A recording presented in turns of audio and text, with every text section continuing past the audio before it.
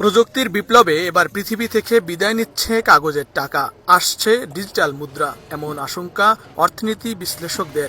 Digital মুদ্রা হচ্ছে সেসব মুদ্রা যা শুধু ভার্চুয়াল জগতে লেনদেন হয়, বাস্তবে যার কোনো অস্তিত্বই নেই। এ ধরনের ডিজিটাল মুদ্রা ক্রিপ্টোকারেন্সি নামেও পরিচিত, অর্থাৎ এটি এক ধরনের মুদ্রা যা শুধু ডিজিটাল রূপে পাওয়া যায়। অর্থ সম্পদ যা আছে এগুলোকে কাগজের টাকায় রেখে দিবেন না, আমার নসিহত। হয়তো বুঝতে পারছেন না, মাথার উপর দিয়ে যাচ্ছে কথা, কিন্তু পরে বুঝবেন। টাকা পয়সা যা আছে এগুলোকে ব্যাংকে কাগজের টাকার মধ্যে রেখে দিবেন না, কারণ কাগজের টাকা সামনে আর থাকবে না।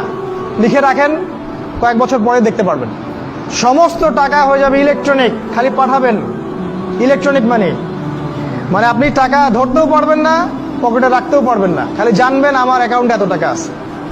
এই পুরো ব্যাংকিং সিস্টেমটা পড়ে যাবে, থাকবে না। বিশ্বাস না হলে লিখে রাখতে পারেন, এই পুরো ব্যাংকিং সিস্টেম পড়ে যাবে, কাগজের টাকা থাকবে না। কি করবেন তাহলে? আপনি আপনার সম্পদটাকে সোনায় রূপান্তর করেন, কিছু সোনা করে রাখেন, জমায় রাখেন, রূপায় কনভার্ট করেন। এগুলোর দাম কখনো কমবে না।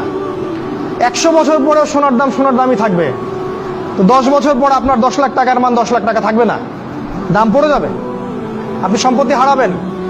এইভাবে তারা সারা বিশ্বকে লুট করছে, এই কাগজের টাকা দিয়ে তারা সারা বিশ্বকে লুট করছে। এটা বুঝবেন না, পরে বুঝবেন। আচ্ছা, শুনে রাখেন। আর কি করতে পারেন? গবাদি পশু ব্যবসা ইনভেস্ট করেন। আরেকটা কাজ করতে পারেন, জমি কিনে রাখতে পারেন, এটা ভালো জিনিস। এই জিনিসগুলোতে টাকা কনভার্ট করেন। শেষ জামানায় আপনার কাগজের টাকা থাকবে না, আপনি ক্ষতিগ্রস্ত হবেন। এখন টাকা যদি জমায় রাখেন, শেষ জামানায় আপনি ক্ষতিগ্রস্ত হবেন। আমি অর্থনীতি নিয়ে যথেষ্ট পড়েছি, আলহামদুলিল্লাহ, পড়েই কথাগুলো আপনাকে বলছি। আর কি করবেন? যদি সম্ভব হয়, শহর, আপনারা তো গ্রামেই থাকেন মাশাআল্লাহ, শহরে যারা থাকে তাদের উদ্দেশ্যে বেশি বলছে এটা, কারণ এটা অনলাইনে যাবে। শহর কেন্দ্রিক জীবন ব্যবস্থা ত্যাগ করতে হবে।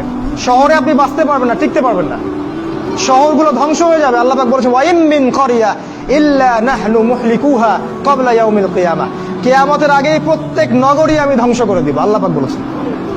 শহর থাকবে না, প্রত্যন্ত জায়গায় চলে যাওয়ার চেষ্টা করেন, গ্রামের বাসা ওইদিকে প্রজেক্ট করেন, ছোট ছোট মুসলিম কলোনি করে গড়ে তুলতে হবে।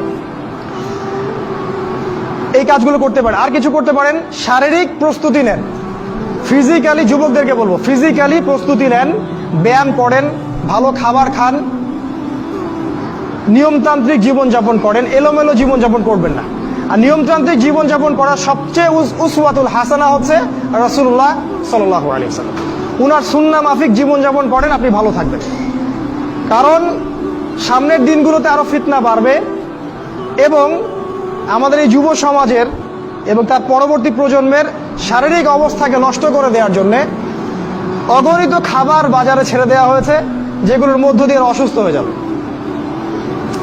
তাই রাসূলের পদ্ধতি অনুযায়ী জীবনযাপন করেন, ভালো খান, ফ্রেশ জিনিস খান, ব্যায়াম করেন, শারীরিক প্রিপারেশন নেন, আপনি ভালো থাকবেন ইনশাআল্লাহ। এই কাজগুলো আপনাকে ইনশাআল্লাহ শেষ জামানায় বাঁচতে সাহায্য করবে।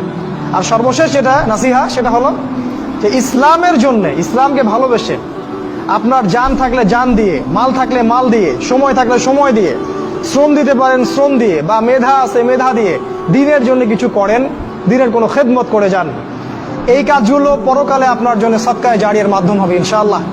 কারণ মানুষ যখন মারা যাবে, তার আমলনামা বন্ধ হয়ে যাবে, সাদাকায়ে জারিয়া খোলা থাকবে, নেক সন্তান খোলা থাকবে, এবং যে জ্ঞান আপনি মানুষকে শিক্ষা দিচ্ছেন, উপকারী জ্ঞান, সেটা আপনি কবরে শুয়ে শুয়ে পাবেন ইনশাআল্লাহ।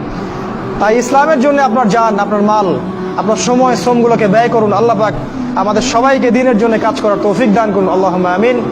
এবং শেষ জামানাকে বোঝার এবং পড়াশোনা করার তৌফিক দান করুন, সামনের দিনগুলোর জন্য প্রস্তুতি নেওয়ার তৌফিক দান করুন, এবং যেভাবে পদক্ষেপ নিলে আমরা সারভাইভ করতে পারবো, ভালো থাকবো, বা ফিতনামুক্ত পরিবেশে বেঁচে থাকতে পারবো, ঈমান আমল হেফাজত করতে পারবো, সেগুলো আল্লাহ পাক করার আমাদেরকে তৌফিক